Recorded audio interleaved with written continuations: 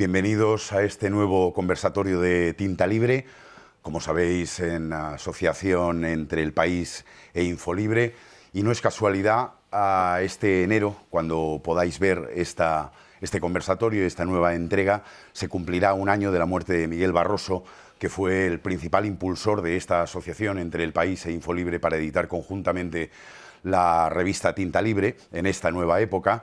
Y nos ha parecido que para conmemorar esta muerte, la de Barroso, podíamos invitar a dos personas con un conocimiento de primerísima mano sobre qué es eso de la comunicación política en el mundo contemporáneo. Son Esther Palomera y José Miguel Contreras.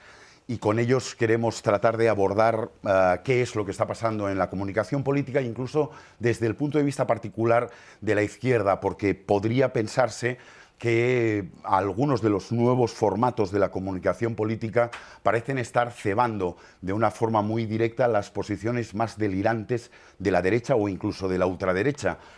Estoy pensando en la primera ronda de las elecciones presidenciales de Rumanía, donde TikTok ha tenido un papel determinante. Estoy pensando en la asociación estratégica de Elon Musk, el propietario de Twitter, con Trump, o incluso el resultado de las elecciones europeas, donde descubrimos que 800.000 votantes se fueron a Alvise.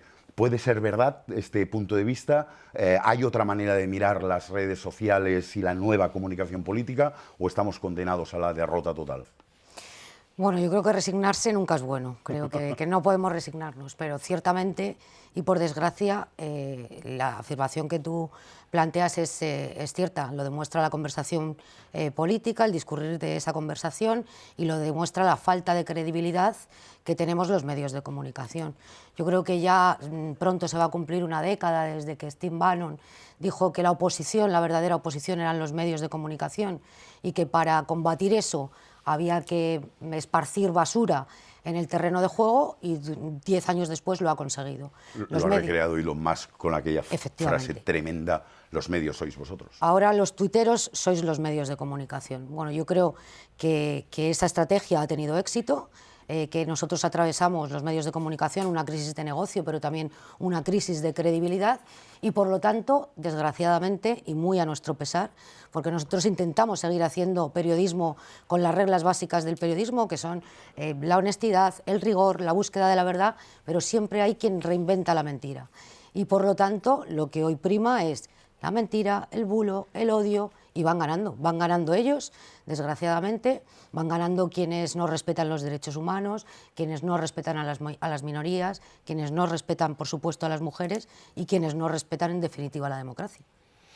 Sí, en realidad el fenómeno de la llamada comunicación política ha pasado a convertirse, más que en la unión de dos fenómenos o en la coexistencia, en una auténtica fusión. Es imposible entender la política sin la comunicación, es lo mismo. Hasta había una serie esta que se llama The Morning Show, que analiza, bueno, cuenta con cierto aire folletinesco, pero está bien, las relaciones entre política, poder, fenómenos sociales y la fama y la televisión, y el máximo ejecutivo de una cadena hay un momento que pronuncia esta frase que le dice, para explicar lo que ocurría, decir, los medios de comunicación son política con otro nombre. Pues esta es la realidad de lo que tenemos. Hoy en día, cada vez más, y lo podemos conversar y entender a lo largo de la charla, la vinculación de los medios de comunicación con la política es absoluta, es prácticamente total, y ha pasado a ser, por tanto, un elemento inseparable y que conforma un nuevo fenómeno de cara al futuro, en el que, a la vez que, por supuesto, Bannon o quien sea diga los medios son el enemigo, a la vez está diciendo salvo aquellos medios que son mis amigos, ¿no? Que en el fondo es lo que ocurre, y esta partidización un poco de toda la sociedad y de todos los medios forma la nueva manera de entender la convivencia mundial. No es solo un problema de los medios, es un problema también arrastrado a la sociedad, que tiene que ver con la tecnología, que tiene que ver con la economía y que tiene que ver con una nueva manera de entender el mundo. Cuanto antes entendamos que estamos hablando de esto, no de un problema coyuntural de un medio o de otro, sino de una nueva manera de entender el comportamiento de la política y su relación con los ciudadanos, antes podremos poner de alguna manera remedio al deterioro que en muchos casos se está produciendo, que no es un deterioro natural o accidental, es un deterioro intencionado, motivado, buscado y justificado por la acción política de fundamentalmente los grupos conservadores en las últimas décadas, que han descubierto que vivían una lucha desigual de cara a los medios, y es que lo que ellos contaban normalmente pues era menos atractivo. Tenía, claro, ir por la vida diciendo a la gente: vamos a dedicarnos cada uno a lo nuestro y no nos preocupemos por los demás, vendía menos que un discurso tradicional de la izquierda de vamos a ser solidarios, vamos a intentar salvar el mundo todos juntos. Pues han descubierto que este discurso no les iba bien, han ido modificando buena parte de su discurso político y utilizando los medios para otra cosa, para una confrontación abierta social, para la creación de estados de caos, de estados de confusión, en los que evidentemente ven que sus intereses quedan preservados y justificados, como podemos ir hablando ahora, ¿no? Pero no podemos legitimar como medios de comunicación a determinadas páginas web, ni a plataformas, ni a redes sociales. Yo me niego a legitimar como un medio de comunicación a una página web que se dedica sistemáticamente a mentir. Es decir, en periodismo el error es asumible y además se reconoce el error, se corrige, pero la utilización sistemática de la mentira ya busca otra cosa. Por lo tanto, yo me niego a participar en eso. Ese debate lo estamos teniendo en España en el Congreso de los Diputados, con la acreditación de determinadas webs o determinados provocadores digitales, quién es medio de comunicación y quién no es. La política no ha sido capaz de determinar qué es un medio de comunicación y qué no lo es a la hora de acreditar a este tipo de personajes en el Congreso de los Diputados. Creo que en algún momento esta profesión debería hacer ese ejercicio. Es decir, no todos somos lo mismo, un tuit no es una información, no está contrastada, no está hecha desde el rigor, no utiliza datos, no tiene un relato certero de lo que está ocurriendo y por lo tanto yo creo que hacer una especie de mezcolanza de que todos somos medios de comunicación, por ahí no. Sí, yo entiendo lo que dices y lo comparto, y siendo significativo me parece que hay un problema trascendental que está por encima de este. Lo que tú planteas es ya el colmo del deterioro al que se puede llegar, que es considerar efectivamente, bueno, es que cuesta definirlo, esto que algunos llaman eufemísticamente pseudomedios, equipararlo a medios tradicionales. La política no ha sido capaz, tampoco las asociaciones profesionales han sido capaces. Seguramente es más fácil entendernos si hablamos de formas de comunicación, porque ahí en formas de comunicación desgraciadamente sí que estamos equiparados, e incluso los medios ahora mismo están en situación de inferioridad, porque en formas de comunicación, en formas por las cuales la gente accede a la información. Pero es que no es todo información. Bueno, pero es que es información todo. Otra cuestión es si hay información veraz. Información es todo, es una información que alguien te lanza, polución, que quiere... Polución informativa. Bueno, sí, pero esto informativa. Los americanos llamaban polución en el aire a todas estas, pero ya hace 30 o 40 años, de campañas negativas, de campañas de publicidad negra, tan utilizadas bélicamente y que ahora se han trasladado a la vida cotidiana de una manera muy simple. Pues oye, en el nazismo y en las guerras mandaban aviones con panfletos que lanzaban a la población para que le llegara un panfleto escrito en su propio idioma donde le contaban una versión de la guerra. Hoy en día haces un tuit que maneja curiosamente Elon Musk, tiene su propia red y ya controla lo que se decide. Por tanto, entendiendo ese debate y hecha esa declaración en la que no va a haber polémica, estoy seguro que quienes se sienten a oír este conversatorio coincidirán con nosotros, el problema no es ese, el problema real es lo otro, es que ha cambiado la forma de acceso a la comunicación y eso no se puede obviar. No se puede obviar porque no podemos vivir al margen de esa realidad que es como desgraciadamente una gran parte de la población se informa. Entendiendo que sea información falsa, que sea polución, que sea para ellos es información e incluso es información más creíble en tanto en cuanto le viene a través de vías más cercanas. En España uno de los fenómenos más importantes de comunicación son las redes de WhatsApp, que es uno de los países del mundo donde más fuerza tiene. Las redes de WhatsApp se caracterizan porque son círculos voluntarios en los que tú te apuntas y que conforman gente a la que consideras tus amigos, tu círculo más cercano, con lo cual la posibilidad de que ahí te llegue lo que te llegue es incontrolable, es imposible de detectar desde fuera, es imposible de contrastar.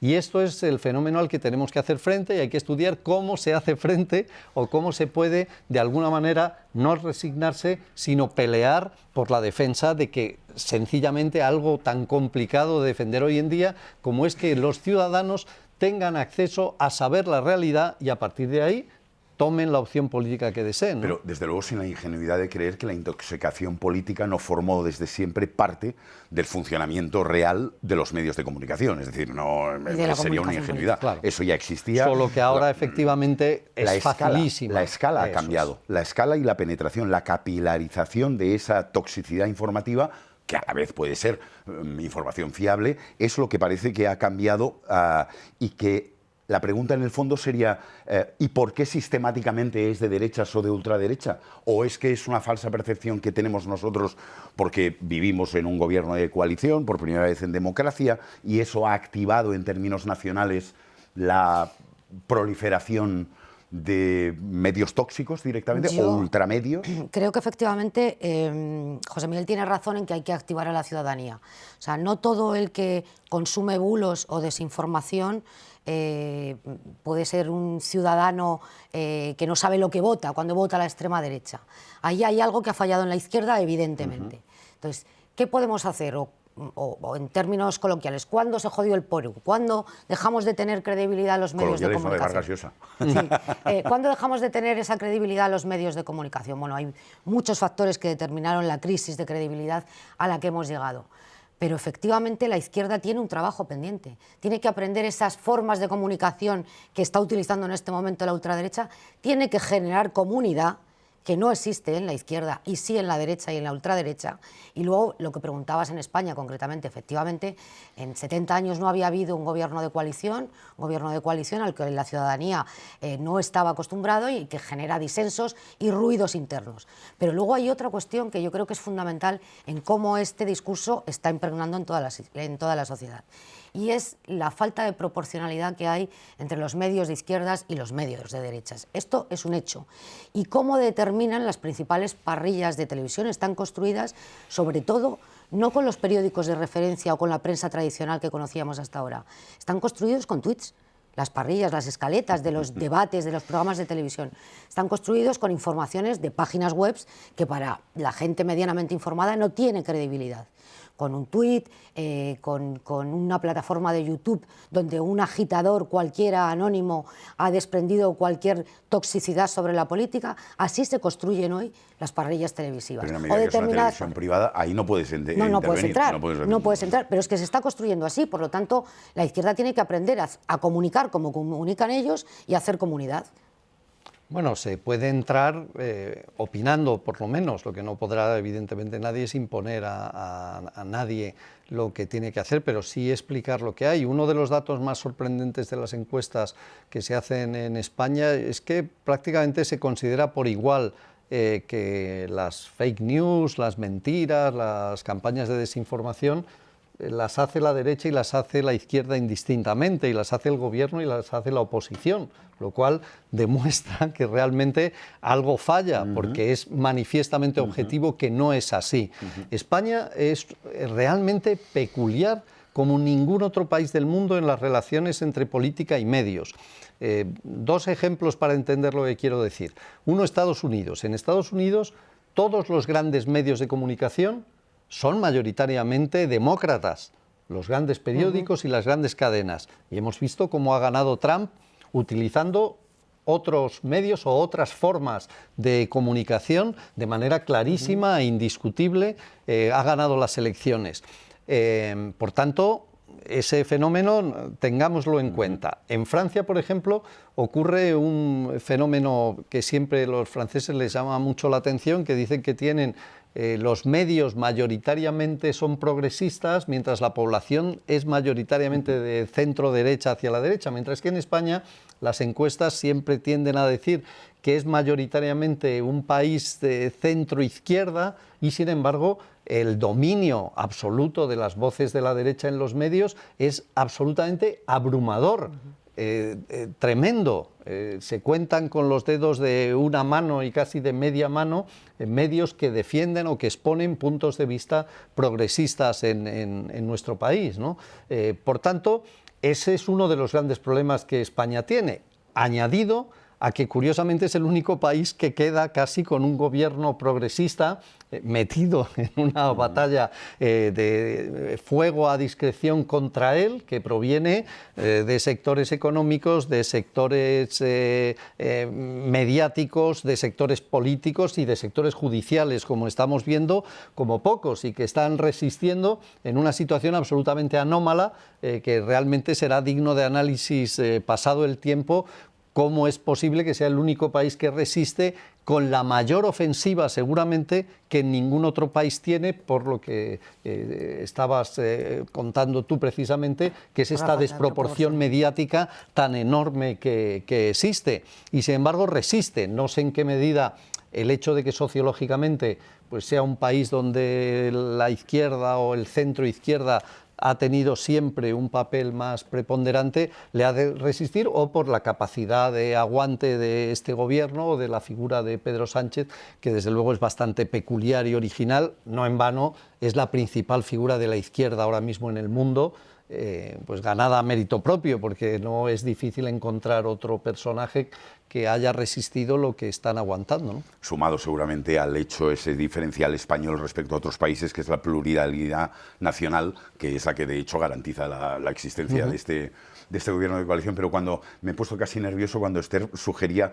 que las izquierdas podían utilizar en términos de comunicación política las estrategias que ya tenemos muy visibles de la derecha, porque si hemos de ir hacia la demagogia y hacia la falsificación de la información, que es parte de lo que los mecanismos son, los de la comunicación política de la derecha son claramente demagógicos, sesgados, muy parciales, donde juegan con la media verdad que acaba siendo una mentira.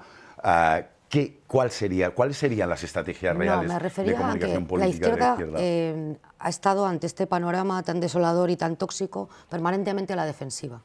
Yo creo que tiene que ir a la ofensiva. Es decir, yo llevo tiempo diciendo que hay en España, y probablemente en el mundo, pero en España lo estamos viendo en esta legislatura y en la anterior con mayor nitidez, tener el gobierno no ha significado tener el poder.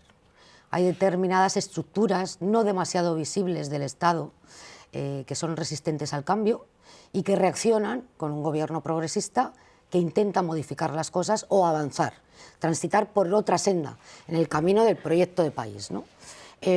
Yo creo que el gobierno, o la izquierda en general, tiene que ser más valiente a la hora de plantear este tipo de reformas. Y cuando me refiero a estructuras no demasiado visibles del Estado, que son las que determinan por dónde tiene que ir el futuro del país, me estoy refiriendo al poder judicial, al poder económico, a determinado poder mediático, etcétera, etcétera.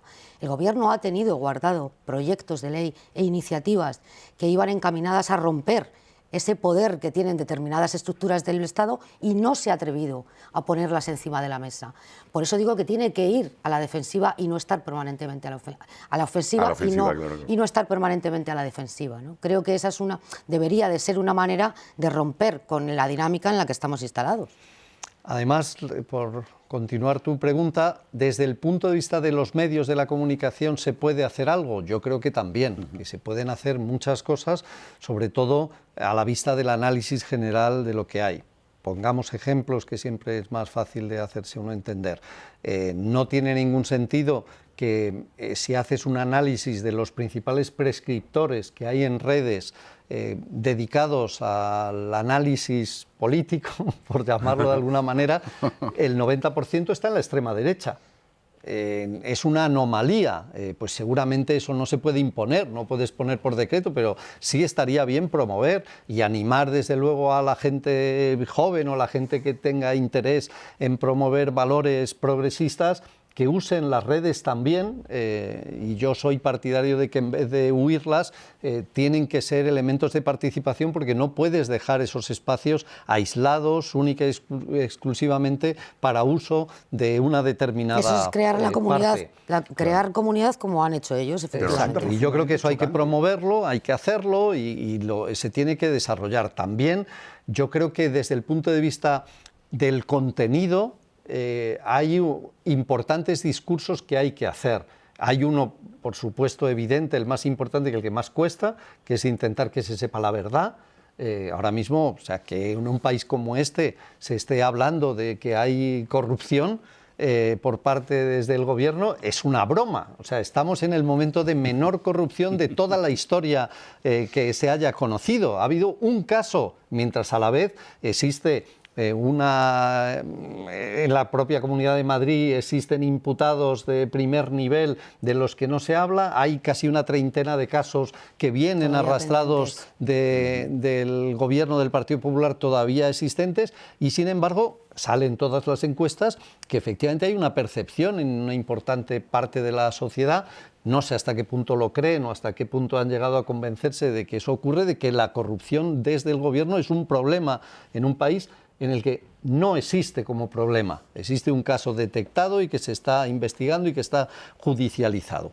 Y finalmente, y termino, creo que también hay un problema de discurso, no solo de defender la verdad y de luchar, los pobres que os toca hacer el frente de guerra mediático y que habitualmente tenéis que enfrentaros en tertulias televisivas y radiofónicas, que los ciudadanos sinceramente agradecemos muchísimo que lo hagáis, aunque entendemos el sufrimiento que eso conlleva. Creo que también hay que promover determinados discursos. A mí hay uno que me importa y me parece trascendente, que es el de la normalidad, el de la alegría, el de la buena educación, el del respeto, porque la principal estrategia de los grupos ultraconservadores, y a veces no tan ultras, o a lo mejor es que todos acaban ya metidos en esa bolsa, es la creación de una situación de caos, de odio, de desasosiego general, que no es real, porque no debe existir. No hay ningún motivo para que eso ocurra. Cada uno puede tener las ideas que quiera tener, y hemos estado durante muchísimos años comportándonos de una manera en que la política podía ser parte de una broma, como, salvando las distancias, pueda serlo de un equipo o defender una región frente a otra, o una manera de vestir. Y sin embargo ahora ha adquirido un nivel de gravedad que lo observas y realmente ves que gente con la que compartes espacio te mira ya de otra manera. Y te miran de una manera, yo no diré que tensa, por utilizar una palabra medida, ¿no? Esto no puede ser. Yo creo que es importante defender que en España podemos hablar tranquilamente. El humor tiene que tener su espacio. La buena educación no se puede perder, porque esta es la base fundamental del discurso. Si tú consigues generar un estado de inquietud extendido, y que todo el mundo sienta que no puede vivir en el actual momento de desasosiego, es donde todo lo demás ya funciona solo. Ya entra el odio, ya entra la confrontación, ya no te importa acabar con el enemigo como sea, saltándote todas las reglas que sean, porque estás en un estado casi bélico de convivencia social. Y en un estado bélico, la verdad da igual. Lo único que importa es cargarse al enemigo. Si aceptamos eso, estamos realmente aceptando el fin de la democracia tal como se ha entendido, más allá del derecho al voto y tal, del derecho a convivir entre diferentes, basado simplemente en el intercambio de opiniones y de proyectos, y sometidos finalmente a una votación.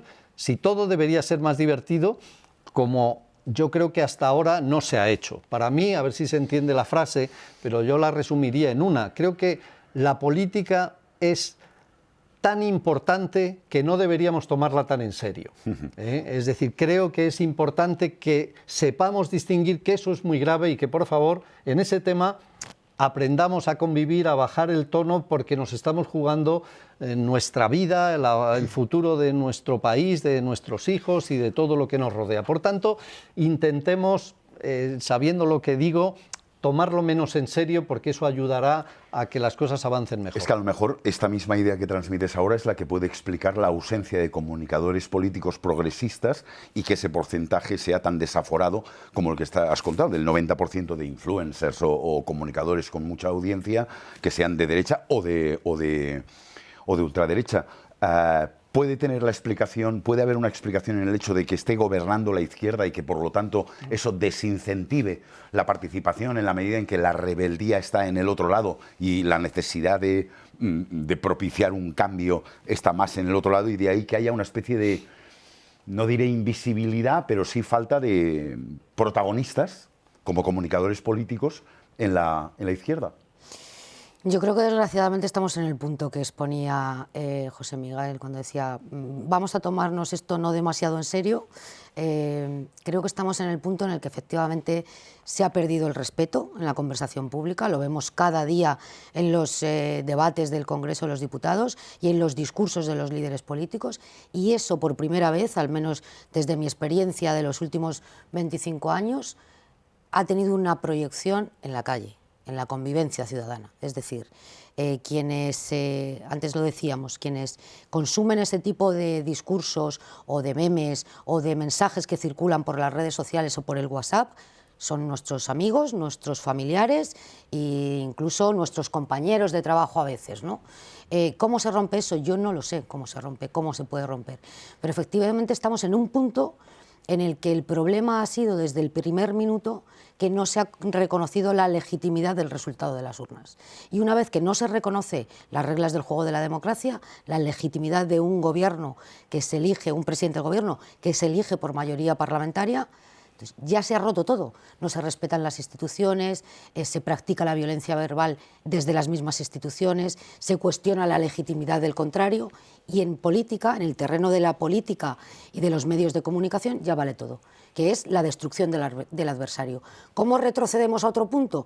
No sé yo si con grandes dosis de educación podemos retroceder a un momento en el que la política era otra cosa y era algo serio, que cambiaba la vida de la gente y que no se dedicaba solamente pues, a esparcir odio y a combatir al que pensaba diferente, que es en el punto en el que estamos, no lo sé.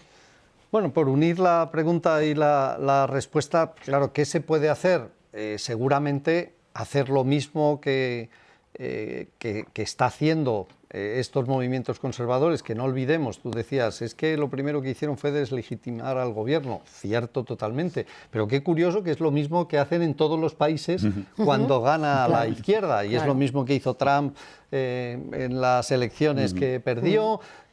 Por tanto, esto no es un caso casual, dices, es que en España fue discutible. No, no, es el primer paso de la técnica cada vez que gobiernan los progresistas. Seguramente, para poder hacer ese cambio general, lo tendrían que hacer todos, y es muy difícil, porque lo tendrían que hacer los políticos progresistas en el Parlamento, los periodistas que os toca discutir en las tertulias, y es muy complicado, y nosotros en nuestra vida cotidiana, en nuestro entorno social, aprender a resistir ese ataque violento y empezar a introducir esta idea de esto es demasiado importante como para tomarlo demasiado en serio. Empecemos a relajar y a entender que esto, para que funcione y para que engrase, tiene que tener otros mecanismos.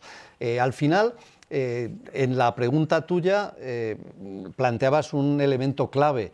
Esto termina facilísimo, es facilísimo solucionarlo. Sí, que gane la derecha. Cambiar el gobierno, que gane la derecha y se acabó. Además, yo estoy seguro que la derecha no tendría ningún problema en que exista una oposición de izquierdas. Es más, yo estoy seguro que hasta estarían dispuestos a organizarla ellos, como organizan algunos medios de comunicación aparentemente de izquierdas, y dicen, no te preocupes, ya te lo hago yo, ¿no? Ya te hago yo un medio de izquierdas, y no os preocupe que no os va a faltar de nada, siempre y cuando os mantengáis en la oposición, porque se soluciona.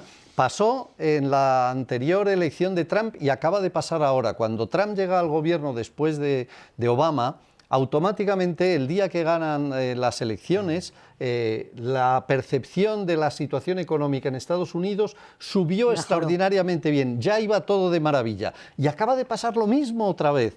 Ha ganado Trump y la percepción en Estados Unidos es que la economía va de maravilla. En España tenemos el mayor fenómeno de crecimiento económico del mundo. Somos la economía ahora mismo en el mundo que está funcionando mejor, con todos los problemas que se quieran. A nadie le están dando estos resultados de mejora. La percepción social, evidentemente, esto es un desastre, nadie te sabe decir por qué. Y de repente aparece, claro, que si el paro juvenil, como si fuera un problema de este gobierno que no ha sido y tal, o el problema de la vivienda, como si no fuera un problema histórico que ha existido siempre. Si ganan mañana, Por supuesto que no habrá ningún problema. ¿Hay algún problema de percepción de la situación política en la Comunidad de Madrid o en Valencia, porque Mazón se ha encargado de crear el mayor desastre, pero aún así su primera reacción es que es culpa compartida de otros? Por tanto, todo esto forma parte de unos esquemas absolutamente organizados, repetidos, marcados, que no son fenómenos. A veces yo creo que nosotros intentamos desde posiciones de izquierda entenderlo, buscar una razonabilidad, buscar hacer un mínimo ejercicio de autocrítica en qué nos hemos equivocado.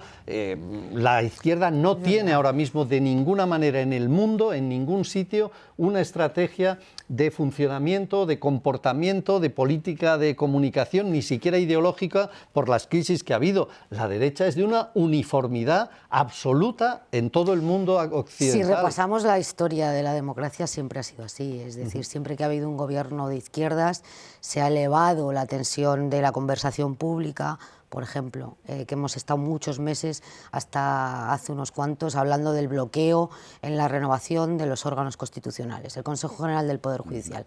El Consejo General del Poder Judicial, los mayores bloqueos siempre se han producido cuando gobernaba la izquierda.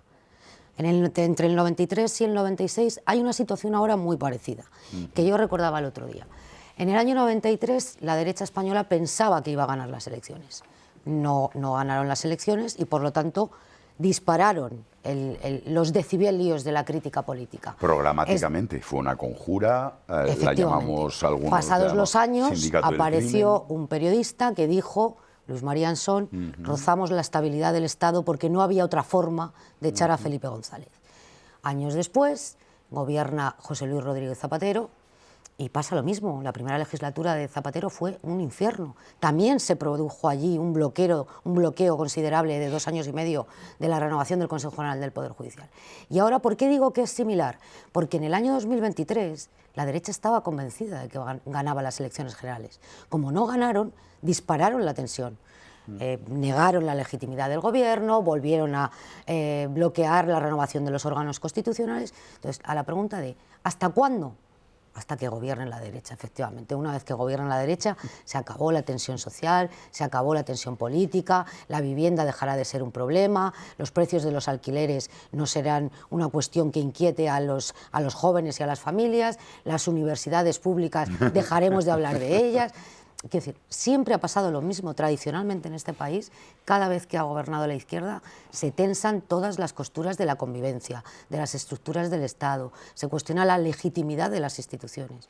¿Dónde nos lleva esto? Pues efectivamente al punto en el que estamos. Y por eso hay, termino, esta vinculación que decíamos al principio entre comunicación y política es clave y es fundamental, porque tú, a través de los medios de comunicación o de las formas diferentes de comunicación, creas estados generales de opinión a los cuales la política da respuesta, ¿no? Y crea esto, ahora se ha puesto relativamente de moda las teorías de Joseph Overton, esto de las ventanas de Overton, que es la modificación de los estados de ánimo generales. Lo estamos viendo ahora mismo clarísimamente en 2 casos de una extraordinaria gravedad, a mi juicio, en la Comunidad de Madrid con el tema de la sanidad y la educación. Ahora mismo, estos días, el tema fundamental es las universidades. ¿Qué se ha hecho con las universidades? Establecer, yo soy profesor de universidad iba a decir de toda la vida, pero de 40 años, creo conocer el fenómeno. Ha habido un estado general, no solo en España, también en otros países del mundo, con la idea de la universidad tradicional, pública, es un lugar de adoctrinamiento de rojos y de izquierdistas. Quienes hemos pasado por la universidad pública durante años y hemos ejercido, hemos visto todo lo contrario, que si algo ha sido la universidad es un lugar de encuentro extraordinario, donde tenías la oportunidad de encontrar gente de diferentes ideologías, gentes de clase alta. En la Universidad Complutense que yo estudié en los años 70, había gente de clase alta, gente de clase baja, gente de clase humilde que estudiaba gracias a becas. Fue mi caso, y podías encontrar realmente un reflejo de una sociedad absolutamente abierta, como era normal, en un centro de miles y miles. Pero poco a poco se ha ido extendiendo esa idea de esto es un lugar de adoctrinamiento, con lo cual vamos a hacer varias cosas. Uno, como es un lugar de adoctrinamiento, vamos a dejar de ayudar y de financiarle. Dos, vamos a crear espacios donde el orden y una buena educación se legitime. Por tanto, démosle universidades privadas a grupos eclesiásticos, a grupos económicos, a grupos ideológicos, a gente de orden, a los que se traslada toda la ayuda del mundo, y además se crea socialmente una especie de clasismo en el cual denigras. Está pasando lo mismo con la sanidad, es decir, estar ahí es que no molas, estás en un sitio claramente donde no debes estar, y para que tus hijos te reconozcan, tu entorno te reconozca, tienes que estar ya en una universidad privada, cosa que hace 40 años era imposible, impensable. Todo el mundo sabía que los mejores medios y los mejores profesores estaban en la universidad pública. A un profesor no se le ocurría moverse a una universidad privada. Estos cambios de opinión trascienden realmente, no son fenómenos anecdóticos, a unas estrategias clarísimas de destrucción de la universidad pública para convertir en un negocio privado. Y por otro lugar, curiosamente, en aquello que inventaron, en lugares de adoctrinamiento ideológico claramente destinados, y como es con nombres y apellidos, tampoco tienen ningún problema en proclamarlo. Si posiblemente llevan razón, es decir, si la sociedad se arregla con hacer lo que ellos quieren y como ellos quieren, ¿qué empeño seguimos teniendo algunos en negarnos a que las cosas vayan bien y empeñarnos a la confrontación? Porque, claro, no aceptamos su imposición, ¿no? Ese es un buen ejemplo de comunicación política de éxito, porque dice lo contrario de lo que es la realidad efectiva. Pero, por tanto, la consecuencia implícita de vuestros dos discursos es, evidentemente, el fracaso de la comunicación política de izquierdas, y una conjetura que formulo sería la tentación habitual de la izquierda a ir al hilo de entrar en el marco de los debates que impulsa la derecha, y ya estás perdido, porque ya has aceptado el marco de ellos. Es decir, esa sensación mía desde hace muchos años, no únicamente en redes, desde antes, de ir a todos los trapos que ofrece la derecha, con lo cual ya estás aceptando el marco del debate que propone la derecha.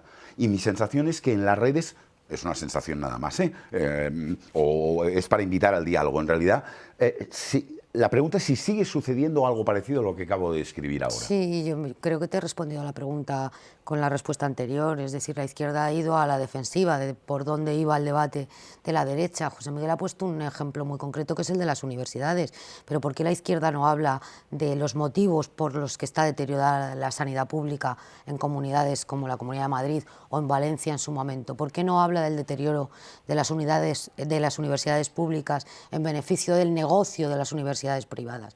¿Por qué no habla de qué hay detrás de eso, que es ideología pura y dura, sino que trata de asumir o de entrar en los marcos que establecen ellos o que determinan ellos, sin implementar o sin poner en el centro de la conversación pública políticas o problemas que afectan directamente a la ciudadanía, ¿no? El caso de la vivienda es otro muy claro. La vivienda es una competencia que está transferida a las comunidades autónomas y una parte a los ayuntamientos. Sin embargo, el Gobierno se ha echado encima el problema de la vivienda, asumiendo que o es el Gobierno central el que determina cuáles pueden ser las soluciones al problema de los alquileres o la compra de vivienda, o las comunidades autónomas no van a hacer nada. En el caso de las universidades ha pasado hace semanas algo muy parecido. Es la primera vez en muchos años que el Gobierno de España pone un presupuesto para que las comunidades autónomas inyecten dinero a las universidades públicas y contraten investigadores. La Comunidad de Madrid dijo que renunciaba al dinero, a 100 y pico millones, para formar a 1000 investigadores. Oiga, ¿por qué? Porque justo ese mismo mes acababa de aprobar o conceder el permiso para la apertura de la 20ª universidad privada en la Comunidad de Madrid. Hombre, yo creo que estos temas la izquierda está obligada a ponerlos encima de la mesa, a discutir sobre ellos, a ir a la raíz de los problemas y a concienciar a la ciudadanía de qué es lo que está pasando con las políticas sociales y con la forma en la que tiene la derecha de afrontar lo que es un proyecto de país. Bueno, esta pregunta que planteas es una de las clásicas discusiones y que tiene una difícil respuesta exacta, porque dices, bueno, ¿por qué los partidos de izquierda no se dedican a hablar de lo que realmente es importante y no caer en las trampas? Yo podía hacerte un juego muy sucio, que no haré, pero de paso lo hago, evidentemente. Tú este juego de las tertulias te lo sabes muy bien, que es decir, ¿por qué no lo haces tú cada vez que sales? Y yo te respondo, pues porque no tienes opción, porque las agendas que te ponen y los marcos que te colocan y a los que te obligan te impiden a ti misma poder hablar de estos temas en la mayoría de los casos, porque estás condicionado por el marco general que imponen unos medios de comunicación que siguen mayoritariamente la agenda de la derecha y que por tanto cada vez que los partidos intentan abrir nuevos temas es que no aparecen en los medios, y en la rueda de prensa no van a aparecer, y en el corte que le van a dar no sale. De hecho, en ocasiones todo tiene sus complicaciones. A veces se critica a los periodistas. Ha hecho declaración y se ha negado a atender a la prensa. ¿Por qué? ¿Es que le tiene miedo a la prensa? No creo que le tenga miedo a la prensa. Lo que tiene miedo es que a lo que quiere contar no salga, y lo que va a salir es justamente la pregunta que no tiene nada que ver con tal. Porque esto ha ocurrido y se ha derivado en el que el dominio de las agendas mediáticas por parte de los dominadores de la opinión pública son los que son, y son los mismos, y es prácticamente imposible introducir nuevos temas. Existen fórmulas. Tampoco seamos tan pesimistas. Dices, es un gran fracaso de la comunicación política. Bueno, no debe serlo tan grande cuando está gobernando. O sea, que no olvidemos también Tiendo a recordarlo muchas veces. que posiblemente no está tan mal, y ha ganado elecciones en Estados Unidos los progresistas, y en Europa hay partidos que lo han hecho. Por tanto, se puede luchar. A la gente, si se le explica y entiende por qué las cosas no ocurren, pues se puede conseguir, pero para eso hay que luchar, estar activos en las redes, quien puede y quien deba estar en su edad, en sus grupos, en los medios de comunicación. Quienes trabajamos en los medios tenemos que luchar como sea porque haya espacios y por hacer medios importantes que salgan adelante. Y oye, vosotros, el diario.es es un periódico que ha conseguido una comunidad muy potente e importante, haciendo un periodismo coherente, que no ha tenido miedo de pelear por los temas, y ha conseguido una comunidad significativa. El País tiene 400.000 suscriptores que pagan todos los meses, y aquí la gran pregunta es ¿por qué hay 500.000 que pagan y no conseguimos que 11 millones de progresistas no paguen? Porque haya periodismo, porque esta es la gran respuesta final a todo. Seguramente el gran problema es que no conseguimos trasladar a la ciudadanía la importancia que tiene su papel en todo esto. Tendemos siempre a que la culpa lo tienen que solucionar el gobierno y los políticos, en algún caso lo tenemos que solucionar los medios, y lo tenemos que hacer, pero también la ciudadanía tiene que tener un proceso de concienciación de que hoy en día la comunicación y los medios de comunicación son muy débiles porque no tienen viabilidad económica para salir adelante. Y la viabilidad económica únicamente se puede hacer gracias al sostenimiento de los propios ciudadanos, porque el capital no va a ayudar a que esto ocurra. Pero no pienso darle por bueno que las comparecencias sin preguntas son un formato válido desde el punto de vista periodístico. Bien. Claro. No digo, explico por qué en ocasiones se hace. Solo quería decir, lo he dicho de otra manera. En ocasiones se hace porque el político o el partido o el gobierno de turno lo que intenta vender es propaganda, no información, y porque se niega a someterse a las preguntas de los periodistas, porque tiende a pensar que los periodistas forma parte de ese descrédito del periodismo. Creo que es por el temor a que se conozcan las cosas. Yo creo que hay ocasiones falta de transparencia. Yo creo que los periodistas no nos podemos rendir ante eso, que pero tenemos que exigirlo permanentemente. Los políticos entiendo que si quieres decir una cosa y quieres que esa cosa se entienda y se quede clara, una fórmula que tienes, lo que pasa es que es muy fácil, es facilísimo alternarlo y que quede claro cuando es una comparecencia porque quieres establecer un tema y cuando no te estás escapando, sino que estás dando la cara. Si se hiciera de manera abierta y tradicional, se podría. Desgraciadamente, como consecuencia de las redes sociales, los periodistas hemos perdido esa capacidad de hacer de intermediarios entre el político y el ciudadano. Quizá no es la palabra reducir, ¿no? Yo creo que hemos ido perdiendo terreno. Por tanto, esos 500.000 más los de La Vanguardia y algunos otros medios, Infolibre, etcétera, no estamos infravalorando el papel que tienen esos, porque todos los casos que citabas de temas importantes están en esos medios, y el debate está, y la reflexión está sobre vivienda, sobre universidad pública, y sin embargo la percepción es que o no cala o no llega a convertirse en debate público. Yo creo que está en los medios progresistas, Exacto, sin ninguna duda, está. que son los que nos empeñamos en ponerlos en el centro de la conversación pública e informando a los ciudadanos de cuál es la situación por la que atraviesan determinados servicios públicos, pero no forma parte de la parrilla informativa ni de los medios de derechas ni del despliegue informativo habitual. Esto no está. Claro. ¿Cuál fue el último debate en el Congreso de los Diputados al que hemos asistido sobre universidad, sobre sanidad, sobre dependencia, sobre derechos sociales? No existen ese tipo de debates. Por lo tanto, es verdad... Es que además va a dar igual. Si lo haces, hablarán de Begoña Gómez y del hermano y de tal. Con lo cual es que todo esto es así. ¿Y yo creo que estamos en minoría, estamos claramente en minoría y vamos perdiendo la batalla. ¿Que no tenemos que resignarnos? No tenemos que resignarnos, pero estamos perdiendo claramente la batalla. Yo por la mañana me levanto y tengo esa sensación cada día, cada día.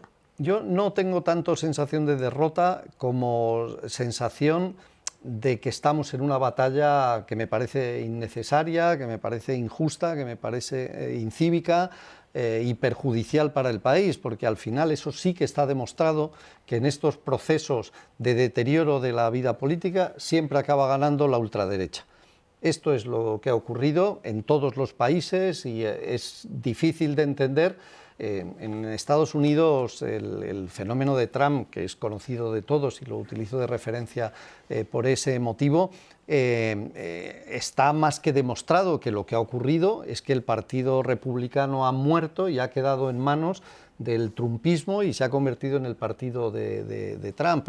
Los famosos profesores Ziblatt y Levitsky que hicieron el famoso libro sobre el deterioro de las democracias han publicado su libro de este año, se llama La dictadura de las minorías y habla precisamente de cómo las minorías conservadoras más radicales, gracias a este nuevo modelo que se ha construido por parte de la derecha para arrebatarle el poder a la izquierda, lo que ha hecho es desviar a que las minorías más radicales se estén adueñando del poder político conservador y la desaparición por completo de la derecha moderada en buena parte del mundo, cosa que no está ocurriendo en la izquierda. Lo estamos viendo en España, estos días se han circulado encuestas sobre el impacto de la Dana o sobre la situación política y se ve como partidos, la ultraderecha española, citaba a Jordi al principio, si sumas Vox y Alvise, ahí hay un fenómeno de activistas que en principio no proponen nada, no forman parte del debate político habitual, no tienen mayores ideas alternativas, simplemente viven a rebufo de este deterioro político en el que lo que dicen es: ven la que hay liada, ven la que hay que tal, ya está bien, pegue un puñetazo en la mesa y se acabó. Y ese puñetazo en la mesa es una manera de matar la democracia, insisto, con métodos diferentes a lo que podía ocurrir hace 30 o 40 años. Seguirá habiendo elecciones, seguirá habiendo instituciones, pero esto no funciona de la misma manera como estamos viendo de cómo tenían que funcionar una democracia ordenada, organizada y realmente abierta y pública. Estamos llegando, aunque parezca mentira, a la hora de conversación, así que voy a terminar con una pregunta algo más divertida. ¿Tenemos que aprender alguna cosa de Óscar Puente como contraejemplo en términos de comunicación política con respecto a Miguel Ángel Rodríguez? Bueno, es apasionante. La pregunta eran varias a la vez, sí, pero sí. La dejo en una sola. Me parece apasionante el contraste entre ambos personajes. Yo creo que Óscar Puente ha sabido hacer de las redes sociales... ha sabido sacarles el jugo, ¿no? El jugo informativo y saber exactamente para qué al servicio de qué tienen que estar las redes sociales. Es verdad que ha mostrado en todo este tiempo su mejor y su peor cara en las redes sociales. Su peor cara porque a veces sucumbió a la tentación de entrar en un discurso agresivo, porque entraba en todos los trapos, en alguna ocasión derrapó en alguna curva con el insulto o la descalificación, y eso le marcó como ministro de un gobierno que tiene que estar obligado a respetar la institucionalidad. Sin embargo, la crisis de la Dana nos ha descubierto a un Óscar Puente que es un auténtico comunicador político. ¿Por qué? Porque utiliza el dato, porque ha demostrado que el dato puede destruir el relato, porque está en la inmediatez, en la transparencia y sobre todo algo muy importante que no suelen utilizar los políticos en las redes sociales, y es la reivindicación de los equipos. Cuando él sistemáticamente daba imágenes de los trabajos que estaban realizando desde el Ministerio de Transporte sobre las carreteras, los puentes y toda la destrucción que había generado la DANA, en muchas ocasiones reivindicaba el trabajo de su ministerio, de su equipo, algo que los políticos suelen obviar con demasiada frecuencia. Y en el otro extremo tenemos a un Miguel Ángel Rodríguez, al que Ayuso ha concedido una segunda vida política, después de haber fracasado en los años 90, y que ha tenido la suerte de que sus formas y sus métodos, que en los años 90 no eran tolerados, son los que se estilan en este momento. Es decir, fue un pionero.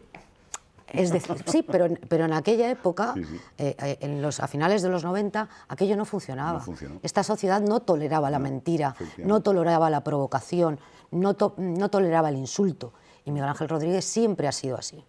Él siempre ha entendido que los medios de comunicación, hay una frase que le hizo célebre en los años en los que fue portavoz del gobierno en Castilla y León, que decía algo así como: a los medios de comunicación no hay que comprarlos, basta con que seas su mejor cliente.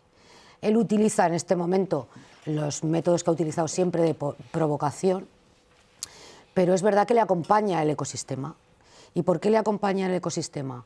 Porque él está emulando las tácticas y las estrategias de esa ultraderecha faltona, en la que solo importa, no es el dato, es el relato el que importa, y las guerras culturales. Eso acompañado, a veces se habla de un modelo de éxito de Miguel Ángel Rodríguez. Yo pongo en duda que un modelo de éxito sea financiar a los difusores de bulos o estar arremetiendo constantemente contra el adversario político. Pero ciertamente no hablaríamos de éxito de Miguel Ángel Rodríguez si no tuviera a su disposición él e Isabel Díaz Ayuso 30.000 millones de euros de presupuesto con el que riega permanentemente a esos medios que le acompañan y le hacen de clac para convertir a un personaje como fue Isabel Díaz Ayuso, que era una auténtica desconocida, pues en un icono pop de la política, no ya madrileña, sino la política nacional. Creo que son dos personajes completamente distintos, que uno ha demostrado que puede haber una buena utilización de las redes sociales, que la información, el dato son muy importantes, y para el otro los datos y la información son relativos, los hechos no importan para Miguel Ángel Rodríguez. Lo que importa es la confrontación y el instalar una verdad alternativa, que es lo que está consiguiendo. Al final, Miguel Ángel Rodríguez es un ejemplo perfecto de todo lo que estamos hablando, que es una estrategia política y de comunicación, entendiendo que es lo mismo, basada fundamentalmente en la extensión de un estado general de desasosiego, de confrontación, de excitación, casi un relato belicista en el que tienes que elegir bando absolutamente y que no existe ni un solo punto de conexión. Y con una sociedad rota, contar con que a poco que trabajes, pues con un 1% pasas del 50 al 51 y ya has ganado las elecciones. Toda una tradición hay de estrategia política conservadora en esto y ahora mismo es la moda en todo el mundo. Por tanto, no es más que seguramente el alumno más aventajado de esa corriente, ¿no? Sí, sí. En el caso de Óscar Puente, yo creo que tenemos un ejemplo muy bueno de algo que hemos estado hablando durante esta sesión, que es ¿cómo se puede contrarrestar? Porque Óscar Puente ha hecho las dos cosas. Lo ha hecho mal, haciendo lo que mucha gente le pedía que hiciera, que es confrontar, pelear, hay que dar caña, muchas veces se le ha acusado al propio Pedro Sánchez o a otros líderes de falta de capacidad de confrontación directa. Y curiosamente, cuando la izquierda hace eso, fracasa, porque no funciona, porque en realidad con eso lo único que haces es implementar la estrategia que busca la derecha. Estás creando exactamente el escenario que él quiere. Y esto cuesta mucho hacerlo, y muy a menudo, pues entre periodistas lo hablamos. Mi buen amigo Jesús Maraña, y que hemos discutido muchas veces sobre nuestro papel en tertulias televisivas, del deseo de la importancia de aguantar, de ser amable, de no perder tu papel, y es muy difícil en ocasiones resistir, sabiendo que cuando caes en la provocación, en el fondo es cuando has perdido.